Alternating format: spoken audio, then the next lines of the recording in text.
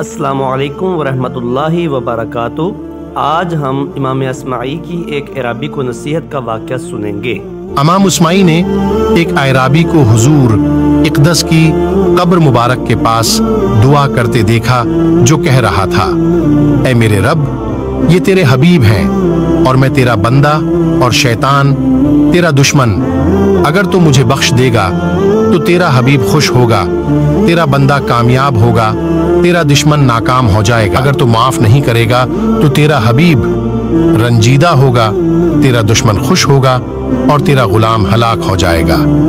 मेरे मौला अरब के माजिज लोगों की आदत है कि जब उनमें सरदार फौत हो जाता है तो उसकी कब्र पर गुलाम आजाद करते हैं। ऐ तमाम रहम करने वालों से बढ़कर रहम करने वाले ये हुजूर ताजदार कायनात तमाम आलम के सरदार हैं, मुझे भी उनके मज़ार मुबारक पर जहन्नम से आज़ादी का परवाना अता फरमा। इमाम अस्माई ने उसे कहा, ए अरबी भाई, अल्लाह पाक ने तुझे तेरे सवाल की खूबसूरती की वजह से बख्श कर तुझे जहन्नम से आज़ाद कर दिया।